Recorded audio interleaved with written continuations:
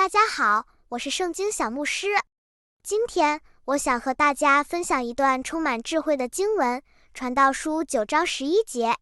这段话就像一把钥匙，能够解开我们内心深处的困惑与不安。首先，让我们先来看一下这段经文。我转而回顾日光之下，快跑的未必能赢，强壮的未必战胜，智慧的未必得粮食，聪明的未必得财富，有学问的未必得人喜悦，全在乎个人遇上的时候和机会。下面，让我们一起深入了解这节经文的内涵。首先，传道者在这里提醒我们，快跑的未必能赢，强壮的未必战胜。在生活中，我们通常相信，只要足够努力、强壮或具备过人的才能，就能掌控成功的方向。然而，传道书却让我们意识到一个深刻的事实：无论才干多么出色，智慧多么超群，成败往往并不完全由我们自己决定。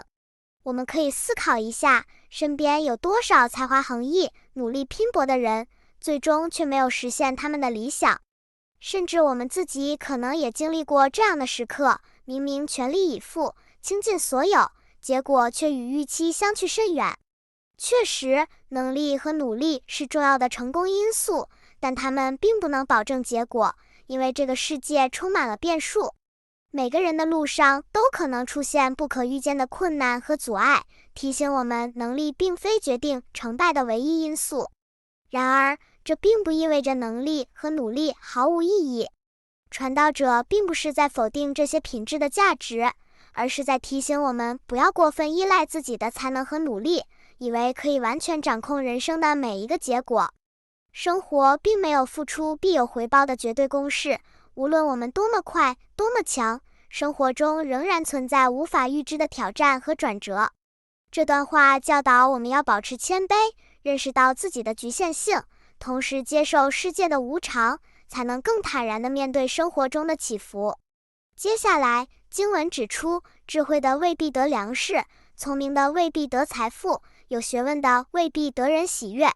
也就是说，智慧、聪明和学问虽然是优点，但这些优点并不总会为我们带来相应的物质回报或社会认可。一个有智慧的人可能因为没有机会而失去了发挥才能的舞台，一个有学问的人可能因为环境限制而未能被人赏识。这一切并不是因为他们的能力不足，而是因为时机和外界条件的限制。因此，传道者提醒我们要珍惜每一个机会，因为机会并不会时常光顾，甚至会稍纵即逝。在最后一句全在乎个人遇上的时候和机会中，传道者进一步点出，个人的聪明、强壮或学问虽是实现目标的重要条件，但最终能否成功却往往取决于外部环境的配合，也就是机会。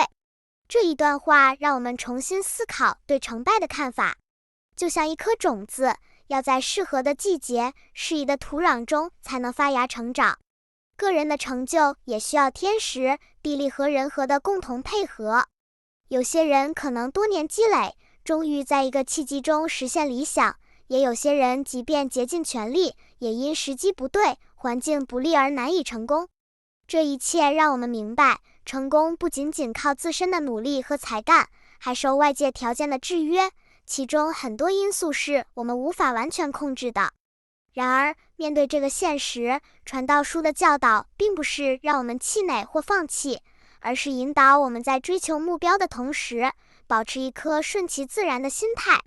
它提醒我们，在努力奋斗之余，要拥有一种正确、平衡的态度，不要因为眼前的挫折而灰心丧气，也不要因一时的成功而自满骄傲。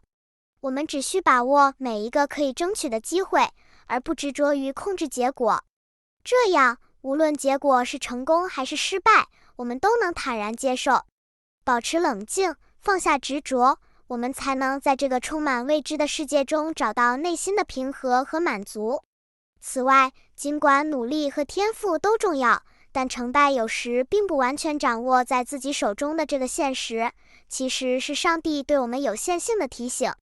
传道者的教导告诉我们，人有自己的努力，但我们并非全能。正因如此，我们在生活中要保持谦卑，不盲目追求世俗的成功，而要学会从每一个经历中汲取意义。每一个机会，每一次相遇，其实都是我们成长路上的宝贵经历，它们都可能带给我们新的启示。或许我们会发现，生活中的许多失败并非终点，而是通向成功的台阶，是上帝为我们安排的独特历程。这些时刻让我们积累智慧和信心，从而在未来更好地把握机会。其实，我们不是孤单地在努力，而是有上帝在背后支持和引导。我们的每一个选择，每一次经历，都在他的安排之中。生活中的不确定性并不可怕，虽然我们无法掌控一切，但可以选择信靠上帝。他掌控一切时机与机会，他会在适当的时机将我们带向正确的道路。因此，与其执着于控制结果，不如学习享受过程，信靠上帝。他的智慧超越我们的理解，即便在困难中，我们也能怀有盼望。因为无论前方的路有多曲折，上帝的安排总会带领我们抵达他所计划的美好终点。所以，愿我们在追求的过程中，带着一颗谦卑和信靠的心，让上帝的智慧指引我们的方向。综上，传道书的这段经文不是要让我们放弃努力，而是要我们带着谦卑的心去追求、去尝试，同时明白，最终的结果在上帝手中。上帝为每个人安排的生命旅程都是独特的，充满了我们无法预知的时机与机会。因此，不要因暂时的挫折而气馁，也不要因一时的成功而骄傲，因为成功和失败并不是终点，而是不断进步和成长的过程。我们能做的是在每一天中尽力活出真实的自己，珍惜每一个当下。骄傲的人或许认为成功理所应当，而谦卑的人则明白，每一份成功都是上帝的恩典。愿我们都能在人生的旅程中，遇见并抓住属于自己的那个最好的时机。愿我们在上帝的智慧中找到生活的真正意义，带着谦卑和信靠的心态面对每一天。感谢耶和华。